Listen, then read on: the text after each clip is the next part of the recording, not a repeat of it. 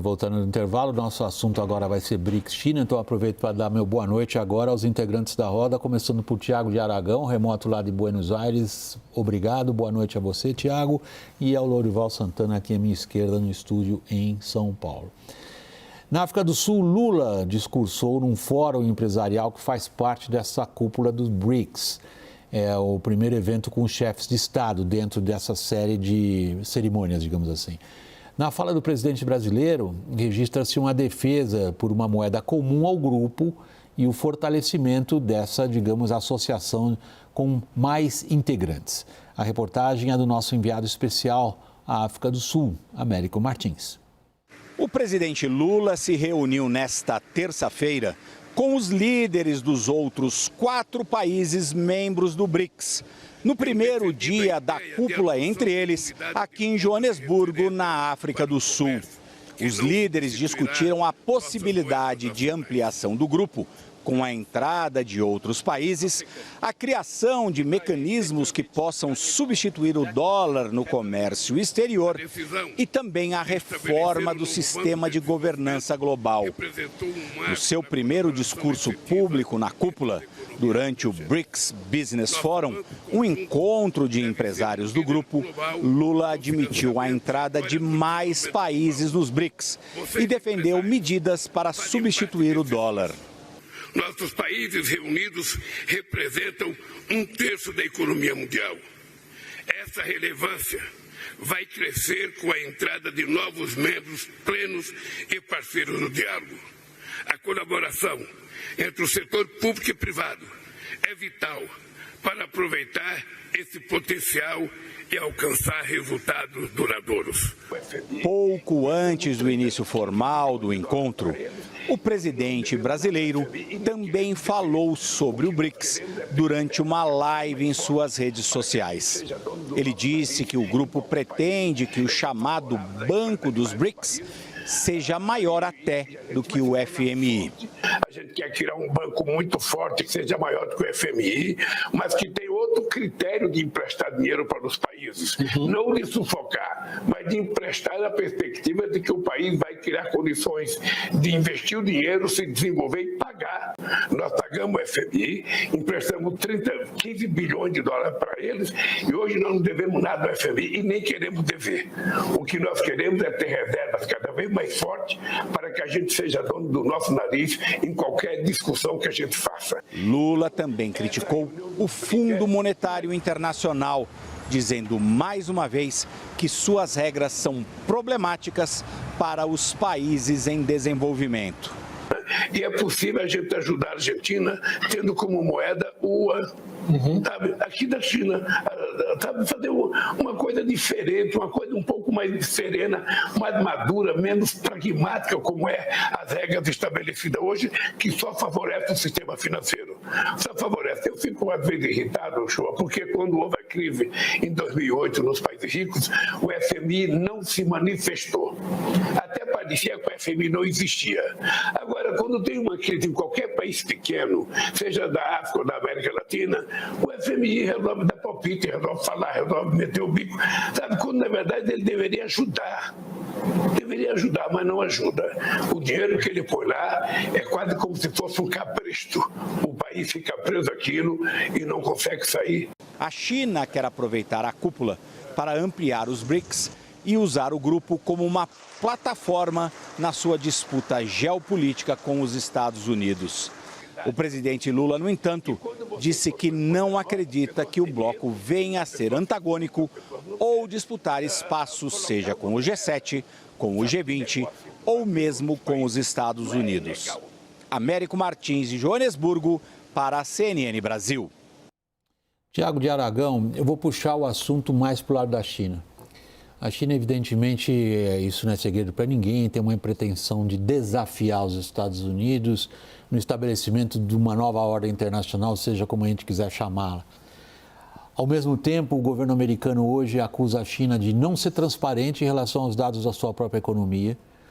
Os principais colunistas americanos estão preocupados com a crise de real estate, do setor imobiliário chinês e crise de dívida interna. Em que medida, Tiago de Aragão, a crise enfrentada pela China, a atrapalha na sua tentativa de transformar os BRICS na sua grande plataforma de contestação da hegemonia americana no plano internacional? Bom, boa noite. E isso é claramente um dilema muito grande para a China. Primeiro que o BRICS está numa eterna busca pela relevância. Ele tem várias dificuldades de encontrar um ponto comum daquilo que é o objetivo dos países que fazem parte. A China tem um objetivo particular com o BRICS, assim como a Rússia tem o seu, o Brasil. A China, durante um tempo, ela via que o BRICS podia ser esse mecanismo para ela poder ampliar e melhorar a sua capacidade de influência com vários outros países. E por isso que ela teve a ideia lá atrás da criação do Banco dos BRICS.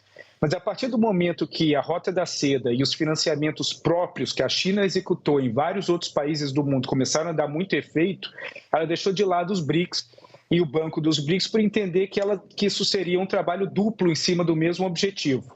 Hoje, com a dificuldade que a China vê e que isso vai aumentar ainda mais ao longo dos próximos anos da sua própria economia, ela vê os BRICS como uma possibilidade de formar um ecossistema próprio, onde dentro desse ecossistema ela pode criar um fluxo contínuo de relacionamento, não só comercial, mas também de geração de dependência financeira, dependência eventualmente política, entre os países membros, tendo como objetivo maior não o Brasil nem a Rússia, mas a Índia, que é o grande prêmio em disputa dessa tensão entre Estados Unidos e China no momento.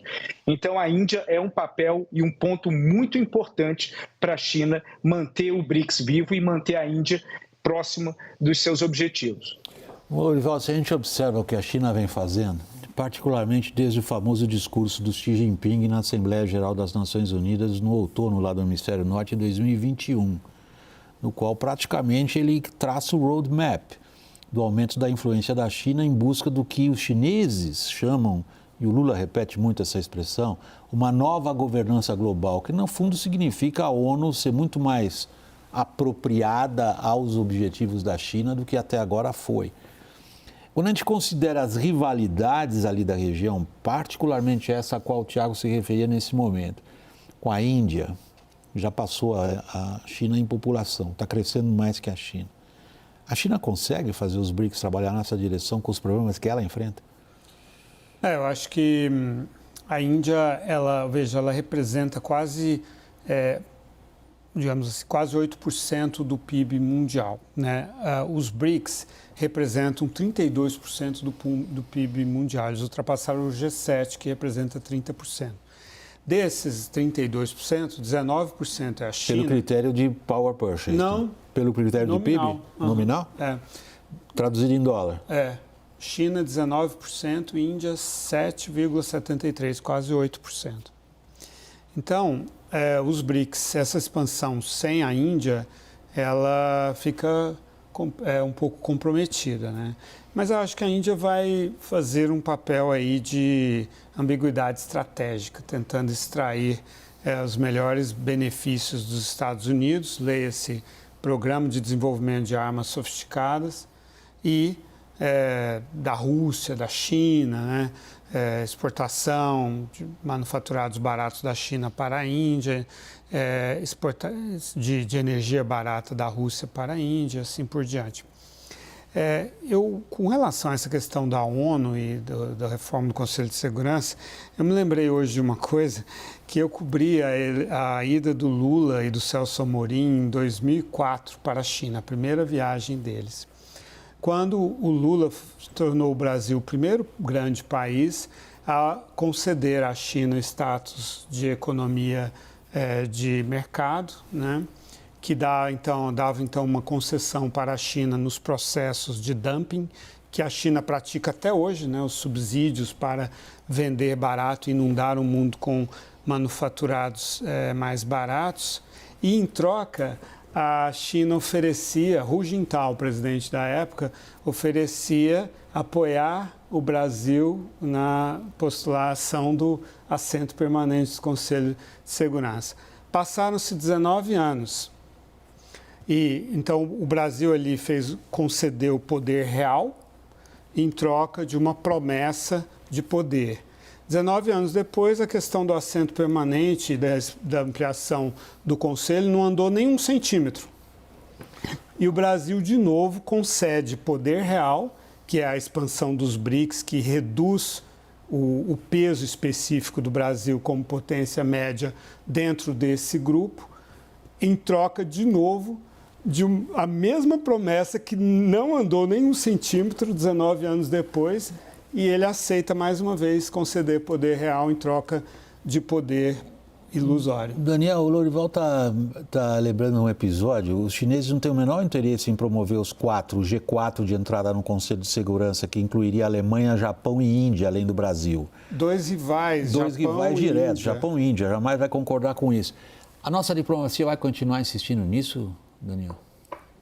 É o que se apregoa. Na verdade, tenho percebido uma mudança de posição do Itamaraty. Na verdade, talvez os diplomatas ali tenham uma posição média de muitas ressalvas, de muito ceticismo com relação à ampliação dos BRICS, mas agora estão sendo forçados a endossar esse discurso do próprio Lula, motivado por Celso Amorim, de que se houver uma ampliação dos BRICS, isso dialoga muito bem com o nosso pleito de revisão ou de reforma do Conselho de Segurança da ONU. Thaís, nós temos pouco tempo ainda, mas eu queria ouvir a sua pegada sobre a questão da crise chinesa. Eu tenho lido bastante, assim, hoje conversei com o Marcos Caramuru, que foi embaixador brasileiro na China, ele acabou de voltar de lá, já teve 2 vezes lá. Ele me disse o seguinte, olha, as pessoas estão confundindo a força da China no longo prazo com o que ela vai fazer nessa transição de modelo de governo que o Xi Jinping está impondo. A transição é super delicada, ela pode impor uma fragilidade à economia, mas dificilmente a China vai sofrer um revés muito forte. E ele disse, olha, hoje eu falei sobre isso, fui mal interpretado como se eu estivesse tendo uma leitura positiva sobre a China. Não é nem positiva nem negativa, ela é realista. A transição é uma transição difícil, portanto, estar ao lado dos países do BRICS e conseguir essa liderança e essa adesão vai ser importante geopoliticamente e, ao mesmo tempo, lidar com a crise que você descreveu aqui de todos os problemas. Tiago, para encerrar, desculpe eu ser descortês e pedir que você seja breve. O Brasil está claramente diante de um dilema. Como você acha que a gente resolve? O Brasil não vai resolver esse dilema porque o Brasil, como o Lorival bem falou e como o Daniel também falou, ele aposta sempre nesse caminho de longo prazo do Conselho de Segurança, que é algo que não vai mudar nem 1 centímetro nos próximos 19 anos também. Em troca, o Brasil imagina que aumentando e concedendo a entrada de novos membros, Irã, Venezuela, Bielorrússia, Arábia Saudita, nos BRICS, vai fortalecer esse pleito, quando na verdade vai gerar o efeito contrário. Vai atrasar ainda mais a narrativa do Brasil de entrar no Conselho de Segurança. Deveria apostar mais na narrativa ambiental do que na narrativa de ampliação dos BRICS, que vai ficar sempre buscando uma relevância maior do que tem. Tiago de Aragão, presidente da Arco Advice International, muito obrigado pela participação aqui na nossa roda. Boa noite, Tiago. Queria agradecer ao Daniel em Brasília, a Thaís aqui no estúdio e a você, especialmente, Lorival Santana. Obrigado, boa noite. Especialmente ele e eu também. O Daniel também, o Thiago também. Especialmente ao Daniel, especialmente ao Thiago. A Thaís 2 vezes especialmente, o Lorival especialmente. O WW especial termina aqui. Boa noite.